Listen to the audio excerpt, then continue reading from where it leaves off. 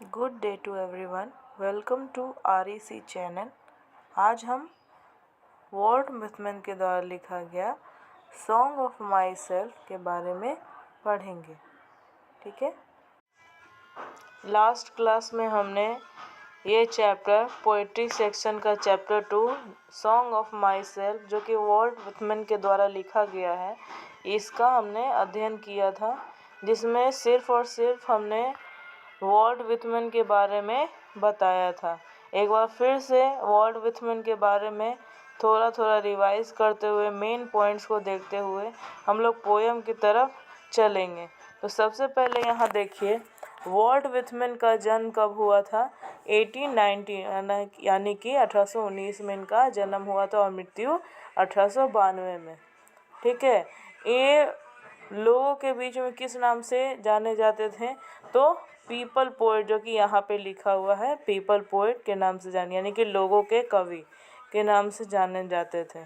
ठीक है। दूसरा मेन पॉइंट है यहाँ पे 12th बर्थडे, यानी कि ये कारपेंटर के रूप में काम किए थे अपने 12 साल के पहले तक। ठीक है। और आगे चल के पेंटर, टीचर, एडिटर और अंत में सिविल वॉर, यानी कि सिविल वॉर के समय इन्होंने एक नर्स के रूप में हॉस्पिटल में काम किया था। आगे मेन पॉइंट है 1855 में इन्होंने अपना सभी कविताओं का कलेक्शन यानी कि संग्रह लीव्स ऑफ ग्रास में लिखा था। ठीक है। जिसका नाम है हमारा क्या? लीव्स ऑफ ग्रास, जिसमें इनके सभी कविताओं का संग्रह है। और दूसरा इनका कार्य क्या है, यहाँ पे देख लीजिए, 1867 में लिखा हुआ ड्रम टैप्स। ठीक है। लीव्स ऑफ ग्रास में से ही थोड़ा सा अंश कविता का लिया गया है, जो कि है सॉन्ग ऑफ माई सेल्फ।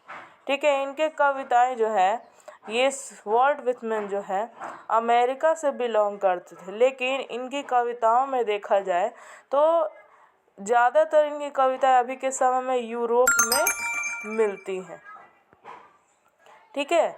आगे चलते हैं, क्या है इस कविता के बारे में थोड़ा हम बता दें तो सॉन्ग ऑफ माई सेल्फ में वॉल्ट विथमन दो तरीके से कविता को दर्शाते हैं। शुरुआत में ये दर्शाते हैं कि लोगों को किस तरीके से खुलेपन से अपना जीवन जीना चाहिए, बिना कोई सोचे खुद के लिए सब अर्पण करना चाहिए, खुद के लिए काम करना चाहिए। फिर बीच में बॉटम में ये दर्शाते हैं कि हमारा जो ये शरीर है कुछ भी अलग नहीं है, इसमें खुल के जीना चाहिए। इसमें जो है हमारे भारत देश का या फिर जो कि अपने देश जो होते हैं, किसी भी देश से वो व्यक्ति हो, ठीक है, उसमें उसके कण का, उसके हवा का, उसके मिट्टी का थोड़ा ना थोड़ा सा अंश, एक एक कण जो है उसके खून में होता है। ठीक है। और अंत में बताते हैं कि हमें हर एक तरीके परेशानी से लड़ने के लिए हमेशा जो भी सुख हो चाहे दुख हो हमें दर्शाया गया है। ठीक है। चलिए आगे बढ़ते हैं हम अपने पोएम पर। आपका ये पोएम है क्या? देखिए, I celebrate my self and Singh my self. क्या लिखा है यहाँ पे? I celebrate my self and Singh my self. इसका मतलब क्या होता है, लाइन बाय लाइन एक्सप्लेन करते हुए हम लोग चलेंगे।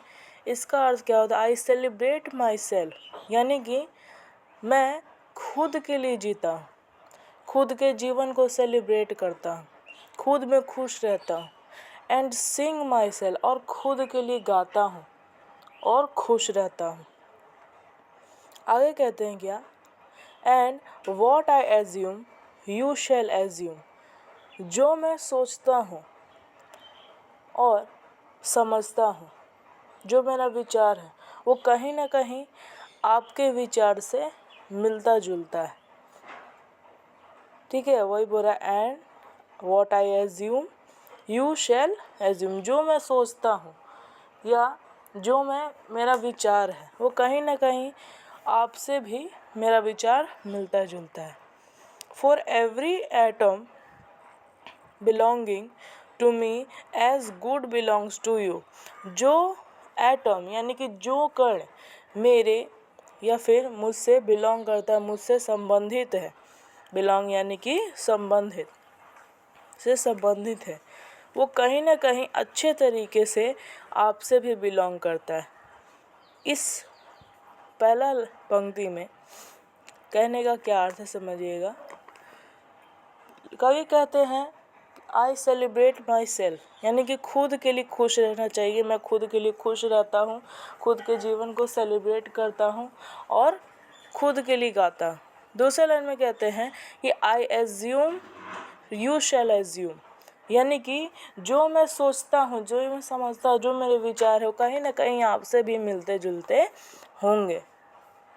आगे बोलते हैं फॉर एवरी एटम, यानी कि एटम यानी कि कण, जो भी हमारे शरीर, अब देखिए हमारे शरीर का जो कण है हमारे मिट्टी से, हवा से, वायु से, जल से मिलके बना हुआ है। तो उसी प्रकार कहा जा रहा है कि हमारा जो संबंध है वो इस मिट्टी से, इस मिट्टी के हर कण में जो कण मुझसे बिलोंग करते हैं यानी कि मुझसे संबंधित है, वो आपसे भी अच्छे तरीके से संबंधित होंगे। आगे बढ़ते हैं हम लोग। बोलते हैं आगे आई लोफ। लोफ यहाँ पर देखिएगा, यहाँ पे लिखा हुआ है। लोफ का अर्थ होता है भटकना या घूमना। क्या होता है? भटकना या घूमना। यहाँ पे बोलते हैं कि आई लोफ, यानी कि मैं भटकता हूँ, मैं इधर उधर घूमते रहता हूँ। इसका अर्थ ये है कि वो इधर उधर घूमते हैं, खुद के जीवन को जीते हैं, अपने सोल को। आगे बोलते हैं एंड इनवाइट माई सोल, मैं इधर उधर घूम के, मैं भटक के, मैं अपने सोल को, सोल यानी कि आत्मा, आत्मा को यानी कि अंदर की आत्मा को, खुद की आत्मा को सुख देता हूँ। मैं उसको पुकारता हूँ कि वो खुश रहे।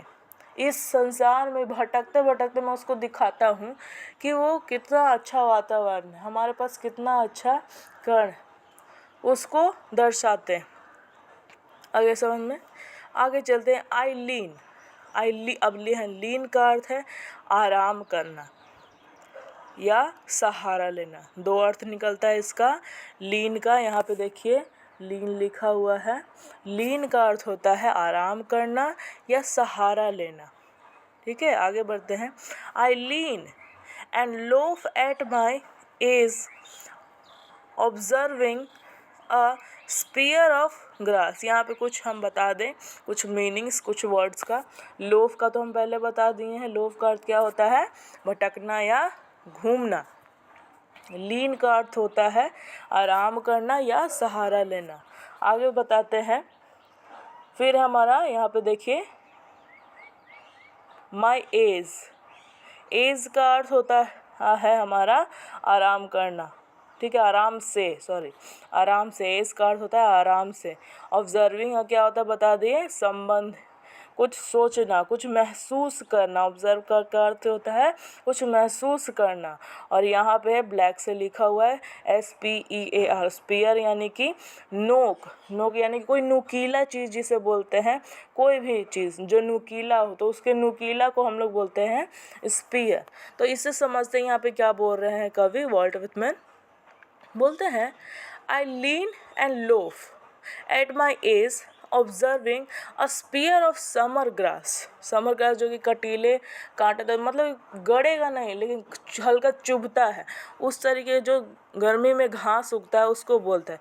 तो यहाँ पे क्या समझा रहे हैं? आई लीन, मैं आराम से, आई लीन ये सहारा लेकर, आई लीन मैं सहारा लेकर, एंड लोफ इधर उधर भटक कर, मैं सहारा लेकर और इधर उधर भटक कर, एट माई एज यानी कि आराम से, खुद को आराम देता हूँ, खुद को आराम से।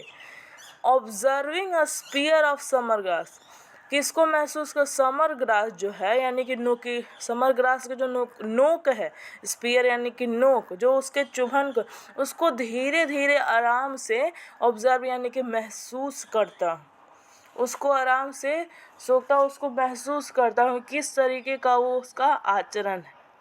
आगे बात समझ में, आगे देखिए।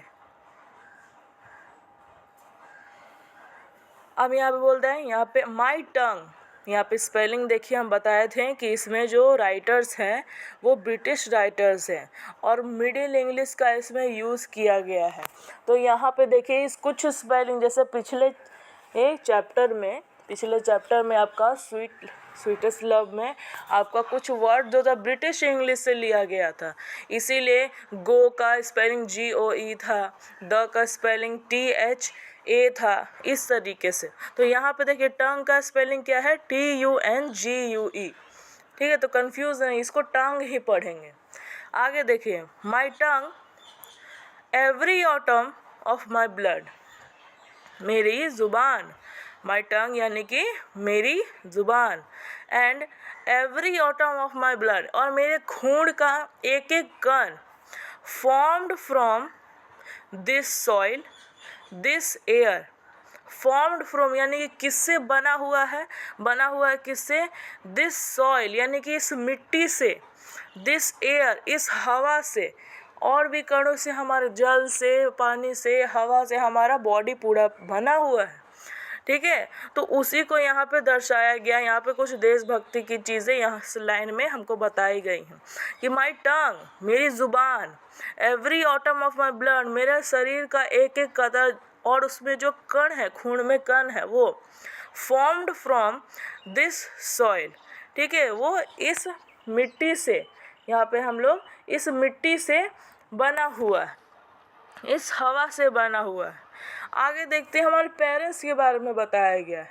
यहाँ पे देखिएगा क्या लिखा है, बॉर्न हेयर ऑफ पेरेंट्स, यानी कि क्या बोला जा रहा है, बॉर्न हेयर ऑफ पेरेंट्स, यानी कि मैंने अपने पेरेंट्स से इस जगह पे यहाँ जन्म लिया। आगे क्या कहते हैं, born hair from parents the same, born hair parents the same, यानी कि यहाँ पे क्या करते हैं, तो मेरे पेरेंट्स ने अपने पेरेंट्स से जन्म लिया होगा, इसी तरीके जैसे मैंने लिया है, द सेम। आगे क्या बोल, एंड देयर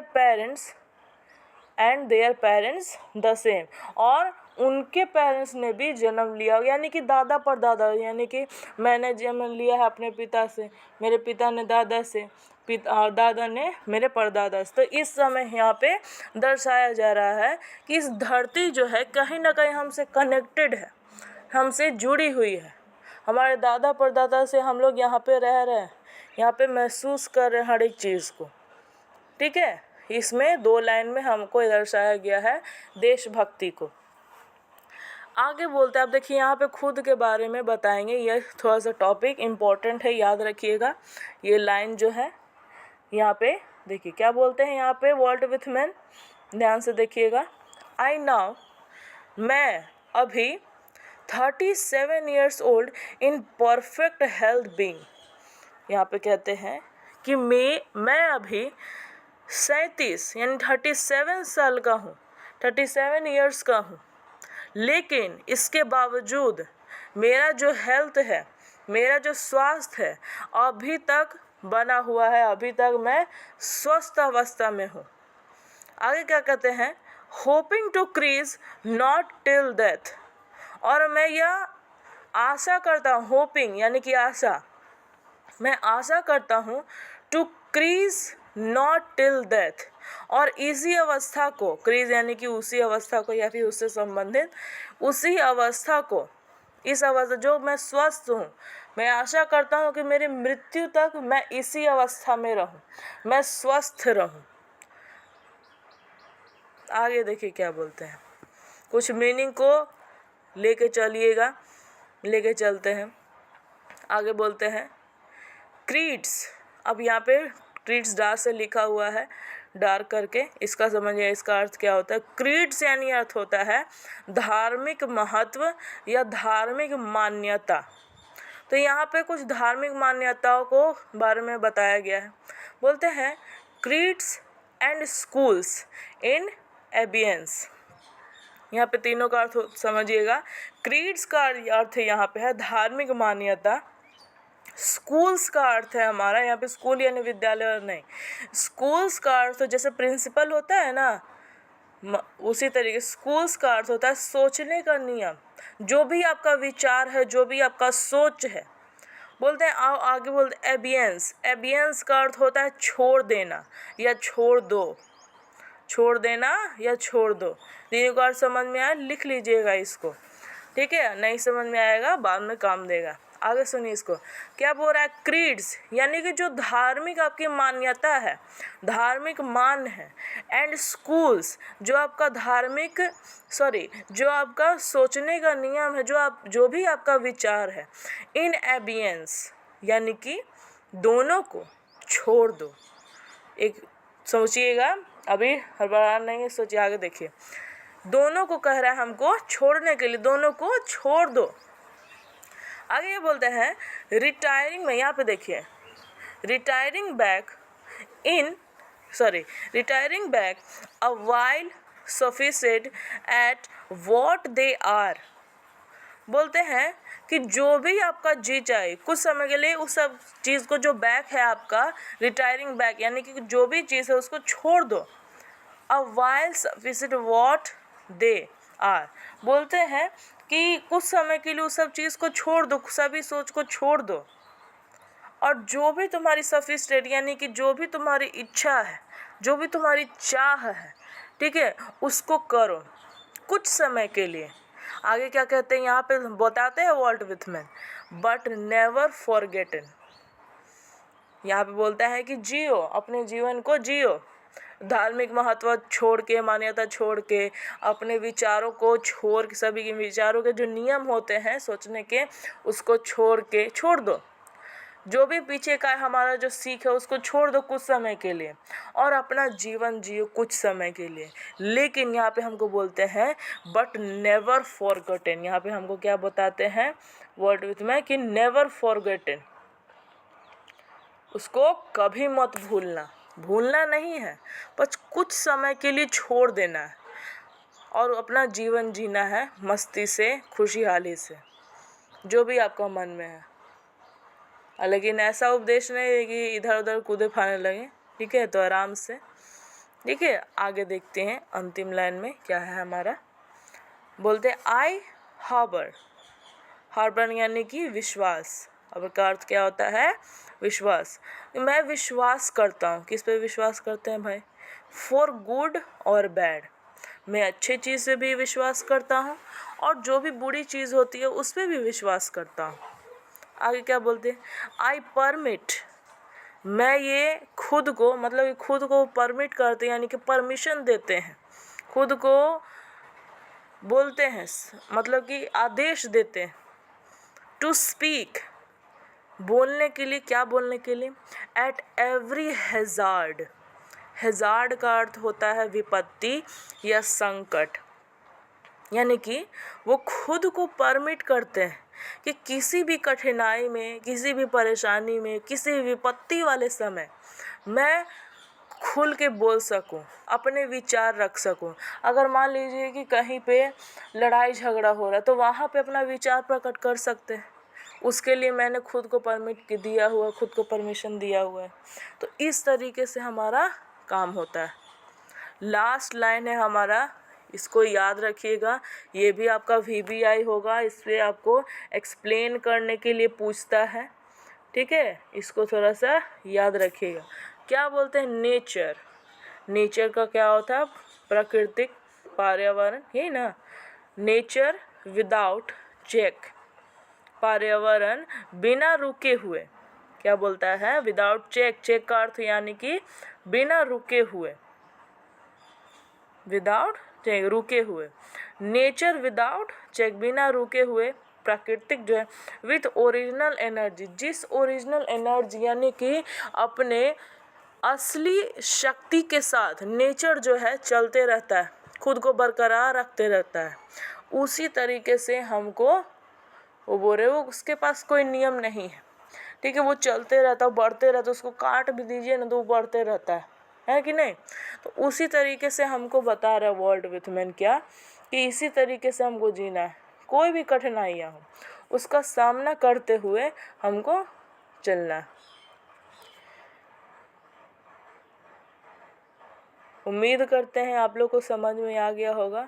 अगर किसी बच्चे को आपको नहीं समझ में आया तो आप कॉल करके, मेरा नंबर है आपके पास, कॉल करके आप पूछ सकते हैं या मैसेज करके पूछ सकते हैं। कोई भी दिक्कत हो तो इससे संबंधित आगे जो चैप्टर वर्स है, ऑब्जेक्टिव सब्जेक्टिव, हम आपको PDF देंगे, आप लोग लिख लीजिएगा। ठीक है, आज के लिए इतना ही।